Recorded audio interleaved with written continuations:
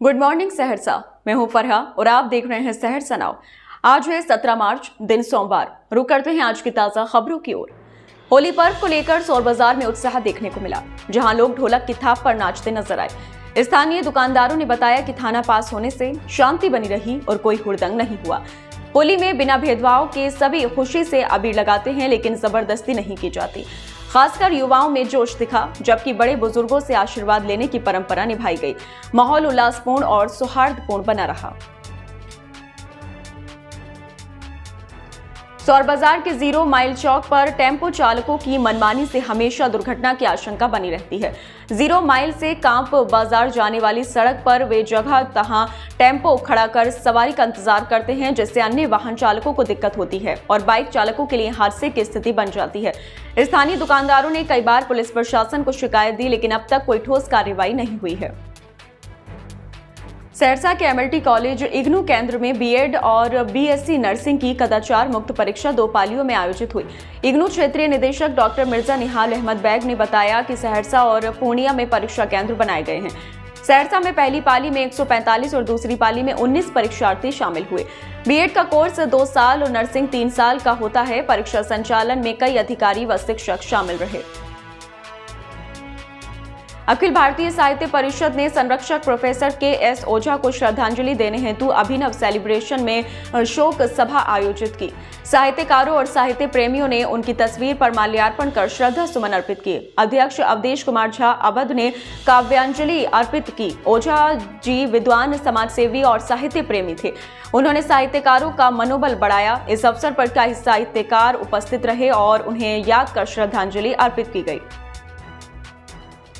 सहरसा जिला कांग्रेस कार्यालय में आगामी चुनाव को लेकर बैठक हुई, जिसमें एआईसीसी सचिव शाहनवाज आलम, पूर्व मंत्री कृपानाथ पाठक और संजय महाराज के दौरे पर चर्चा हुई। बिहार कांग्रेस नेता डॉक्टर तारानंद सादा ने कहा कि कांग्रेस पूरी ताकत से चुनाव लड़ेगी और एनडीए सरकार की नाकामियों को उजागर करेगी। उन्होंने महंगाई, बेरोजगारी और भ्रष्टाचार पर निशाना साधते हुए कहा कि जनता आगामी चुनाव में एनडीए का सफाया कर देगी। बैठक में जिला अध्यक्ष मुकेश कुमार झा सहित कई वरिष्ठ नेता और कार्यकर्ता उपस्थित थे। सहरसा जिले के सिमरी बख्तियारपुर प्रखंड स्थित मटेश्वर धाम कांठो मंदिर में 21 मार्च को 1 दिवसीय राजकीय बाबा मटेश्वर महोत्सव आयोजित होगा। अनुमंडल प्रशासन एवं न्यास समिति की बैठक में इसकी घोषणा की गई। बिहार सरकार के कला संस्कृति विभाग ने महोत्सव के लिए 20 लाख रुपए आवंटित किए हैं। इंडियन आइडल विजेता पवनदीप राजन प्रस्तुति देंगे। पूर्व विधायक डॉक्टर अरुण कुमार ने आयोजन की महत्ता पर प्रकाश डाला। जिला प्रशासन व न्यास समिति महोत्सव की भव्य तैयारी कर रहे हैं, जिसमें देश भर के प्रसिद्ध कलाकार शामिल होंगे। सौर बाजार प्रखंड की कई पंचायतों में लोहिया स्वच्छता अभियान के तहत कचरा प्रबंधन ठप पड़ा है।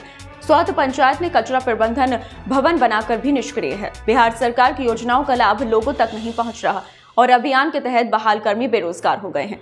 प्रखंड विकास पदाधिकारी की अनुपस्थिति से योजना की स्थिति स्पष्ट नहीं है। कर्मियों का कहना है कि मजदूरी न मिलने के कारण काम रुका हुआ है। कचरा प्रबंधन भवन तैयार होने के बावजूद उपयोगहीन साबित हो रहे हैं, जिससे योजना विफल हो रही है।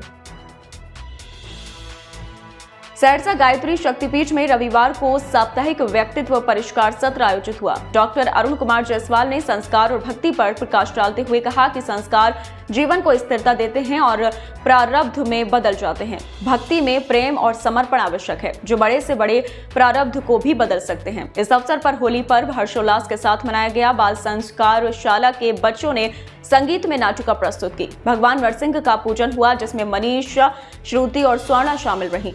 संतोष दत्ता, प्रोफेसर गौतम व अन्य अतिथि उपस्थित थे।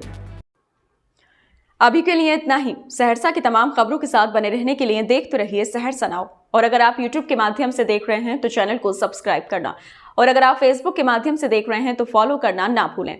धन्यवाद।